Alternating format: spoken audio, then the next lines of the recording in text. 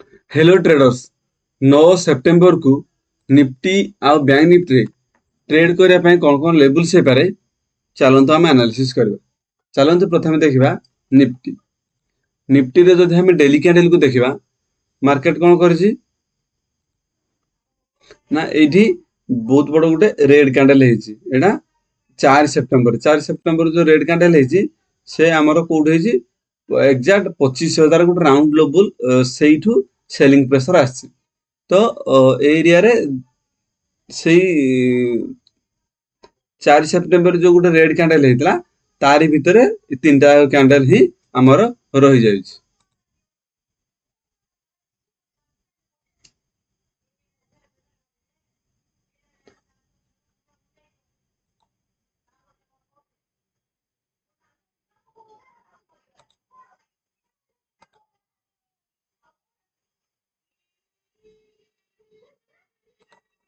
3टा candle आम रही जाए तो यू बहुत पॉसिबिलिटी रहा कि मार्केट यू डाउन ही आसो कारण जो भाया पैटर्न कर रेड हो पैटर्न ही आसो किंतु मार्केट गैप डाउन ओपन हवा दरकार। मार्केट जदि गैप डाउन ओपन हो मिनिमम 50-60 पॉइंट भी जदि गैप डाउन ओपन हो मार्केट कौन कर सेलर रो कंट्रोल रे रहिबो। जदि फ्लैट ओपन हो भी चलिबो डाउन साइड रे तार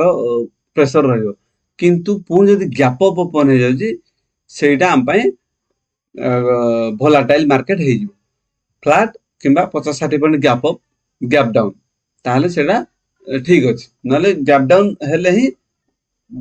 ठीक ठाक मार्केट रहिबो। गैप अप सेटा कंफ्यूजिंग किंबा भोलाटाइल मार्केट हो चलन देखा 15 मिनट टाइम फ्रेम रे हम पई कौन कौन लेवल हो पारे। जदि हमें 15 मिनट टाइम फ्रेम रे देखा मार्केट कौन कर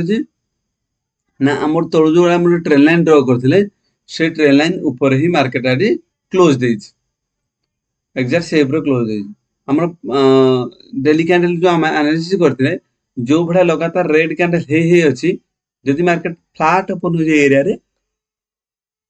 फ्लैट ओपन है फास्ट कैंडल रेड हो आमर व्यू नेगेटिव रहबो मार्केट डाउन साइड जीवो किंबा गैप डाउन हेले भी व्यू आमर नेगेटिव ही हमको रखा को पड़ो किंतु मार्केट पुणी जदि गैप अप ओपन हो जाउची एरिया रे ताहले जदि गैप अप ओपन होला ताहले सेटा हम पई भोलाटाइल मार्केट रही जीवो। फ्लैट किंबा गैप डाउन क्षेत्र रे हम पई व्यू नेगेटिव ही रहबो मार्केट रो व्यू ठीक सेटा ही ठीक रहबो। चलन देखा बैंक निफ्टी।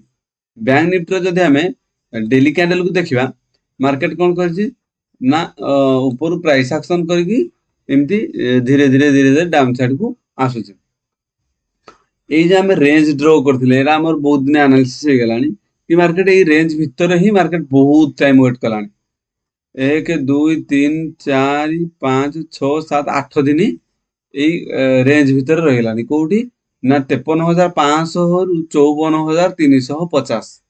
53,500 रु 54,350 यही रेंज भितर ही मार्केट बहुत टाइम वेट कलानी। जदि जेपर्यंत ये रेंज को ब्रेकआउट कि ब्रेकडाउन जदि डायरेक्टली ब्रेकआउट देकी गैप अप हो डायरेक्टली गैप डाउन हो डायरेक्ट ताहले रेंज को जदि डायरेक्ट काटी जो साइड रे से मार्केट ओपन हो तो सही साइड रे ही मार्केट क्लियर कट जीवो बोली हमें ट्रेड करबाटा हम पई बेटर हो किंतु जेपर्यंत रेंज भितर ओपन हो से रेंज भितर ही घूरी बोलदो जदि ब्रेकआउट कि ब्रेकडाउन दउची ताहले जाई हमें रीटेस्ट कला परे से साइड रे जीवाटा हम पई भल किंतु ओपन हेई रेंज भितर जदि ब्रेकआउट दउची कि ब्रेकडाउन दउची हमें ट्रेड न करबाटा हम पई भल हो किंतु ए रेंज भितर जे पर्यंत अछि हमर छोट छोट पॉइंट ही कैप्चर करा पड़िबो किंतु मार्केट जदि बहुत बड़ गैप अप कि बहुत बड़ गैप डाउन ओपन होची ताहले एटा हम पई सब बेस्ट मार्केट हो। चलन देखिबा 15 मिनट टाइम फ्रेम रे हम पई कोन कोन लेवल्स हे पारे। जदि हमें 15 मिनट टाइम फ्रेम देखिबा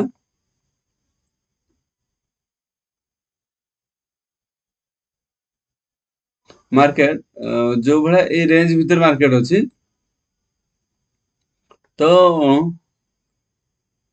हमर 54,500 पाखापाखी मार्केट सेलिंग प्रेशर आछि। जदि मार्केट फ्लैट ओपन होची कि जस्ट गैप डाउन ओपन हो तो आमर सेकेंड एरिया को ही मार्केट रहिबो जोटा कि डाउन साइड रहिबो 53,600 कि 700-800 एरिया को आमर डाउन साइड रे टारगेट रहिबो जदी गैप डाउन कि जस्ट फ्लैट ओपन हो कि मार्केट पुन जदी गैप अप ओपन हो जाउची ताले एटा हम पई वोलेटाइल मार्केट रहिबो गैप अप हेले ताको इग्नोर करबा भी हम पई ठीक रहिबो जदी भी हमें ट्रेड करबा ताले कम क्वांटिटी करबा आ कम कम टार्गेट रख छोट छोट पॉइंट को टार्गेट रखिबा এইভাবে নিফটি আর ব্যাংক নিফটি ট্রেডিং লেভেলস পাଇବା ପାଇଁ ଭିଡିଓକୁ ଲାଇକ୍ ଏବଂ ଚ୍ୟାନେଲକୁ ସବସ୍କ୍ରାଇବ କରନ୍ତୁ। Thank you.